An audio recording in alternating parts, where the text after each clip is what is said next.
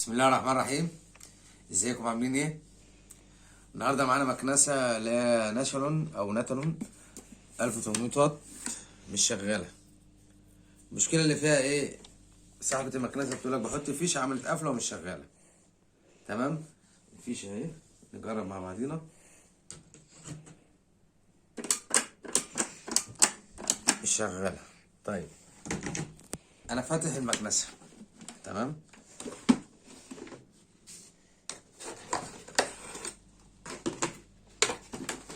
عشان وقت الفيديو ونفس الشيء كده. طيب اول حاجه بقيسها في المكنسه. اللهم صل على النبي. ده الزنبرك بتاعها ودول وصلتين. تمام. اول حاجه احط الفيشه واقيس الطرفين دول في كهرباء ولا مفيش. تمام. اول طرف وتاني طرف مش قاري معايا، يبقى اصبح هنا مفيش كهرباء. طب نعمل ايه؟ نفك كده، فك الزنبرك ده كده.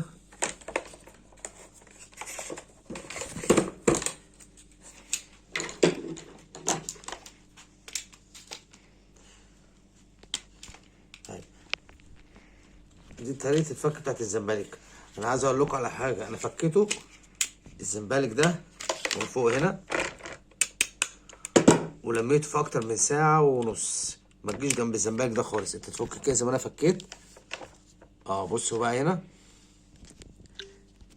الرجول دي واحدة سالب واحدة موجب، شايفينها عاملة قفلة هنا اهي ومحروقة. فطبعا دي شكلها كده لمست هنا او قفل على بعضها قامت عملت قفلة محروقة وباينة اهي. طب احنا هنعوز واحدة زي دي. طب دي متوفرة؟ مش متوفرة، بس احنا ممكن نعمل حاجة زيها كده. تمام. دي حاجة انا اعملها يدوي، حاجة زي دي كده. هنفك دي كده. تمام. المحروقة دي كده وهنستبدلها بالقطعة دي. القطعة دي عبارة عن حتة صاجة، وانا اللي تنيتها كده عملت تجويفة زي دي كده. تمام. حد يسألني طب انت تعرف منين هتشتغل ولا مش هتشتغل؟ هقول لكم ازاي. شبط بس كده.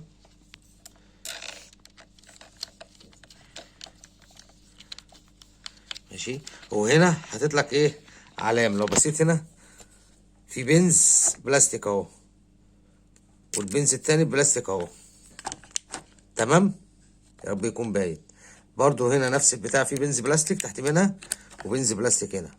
المفروض دي ما تنزل بتنزل بتريح عليها كده ودي بتريح عليها كده، يبقى ده علم ليا بالنسبه لي. فانا هربط دي كده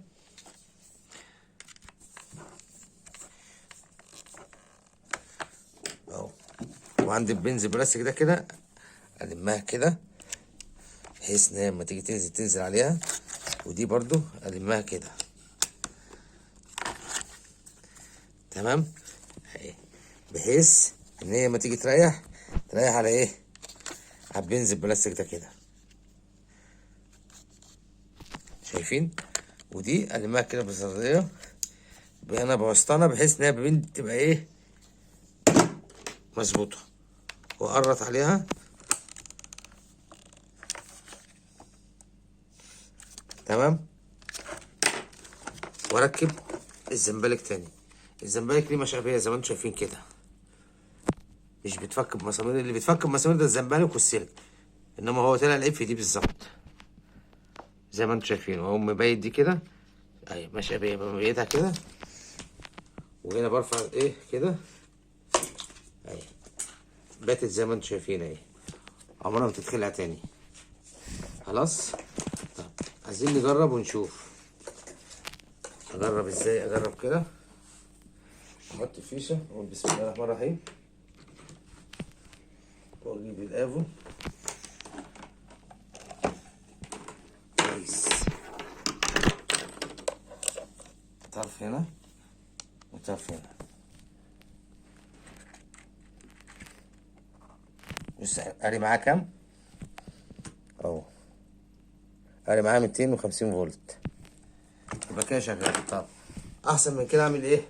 افك دي كده واجي عند الزنبرك كده، في هنا خد بنز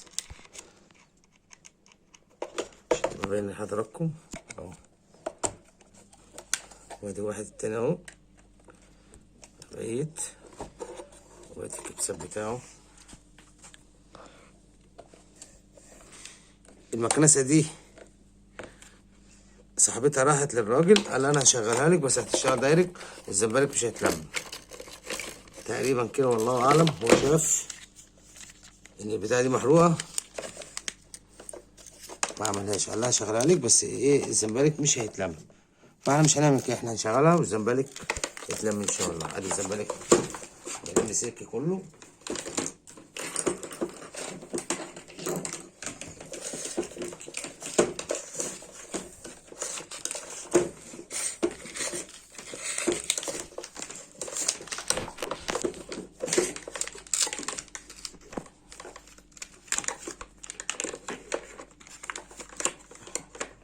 بعد ما نلم الزنبرك كده في هنا ليه ميجا اهي ماشي، شد كده اسحب شويه وبطلع فيه شنوره كده عشان محدش ينسى حاجه بس. خلاص واقوم مبيت في كليبس اتخلع، اركبه تاني كده اتاكد ان هو راكب صح ماشي. بتبيت الزنبرك فيه مشقبيه اهو، هو واخد مكانه. نلم اهو، اعمل كده اهو من هنا كده، واقوم ايه لمي معاه ايه الزنبرك. طيب احنا عايزين نجرب. طيب المفتاح بتاع ايه التشغيل ثبته مكانه. في هنا عندي كليبس وكليبس هنا ده كرونتايه تمام اهو، مركبهم كده شغال بايدي لوحدي اهو. بقيت ده كرونتايه كده ليهم عدله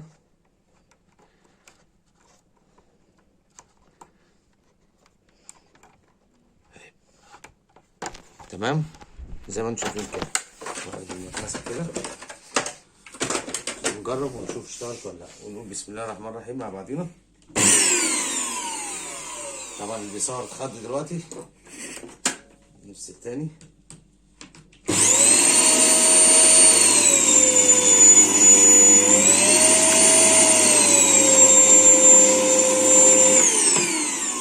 زي ما انتم شايفين، فكره بسيطه وسهله. دي اهي اللي كانت محروقه اهي، احنا جبنا حته صاجه وقصيناها زي التانيه وركبناها واشتغلت وزي الفل. بدل ما يبقى انا مشغل المكنسه وتبقى السلك كده سايب والزنبرك ما اشتغلش وشغال دايركت، لا مش لا، انا ركبت الصاجه وشغاله زي الفل. اذا عجبك الفيديو دوس لايك واعمل اشتراك في القناه وفعل زر الجرس. السلام عليكم ورحمه الله وبركاته.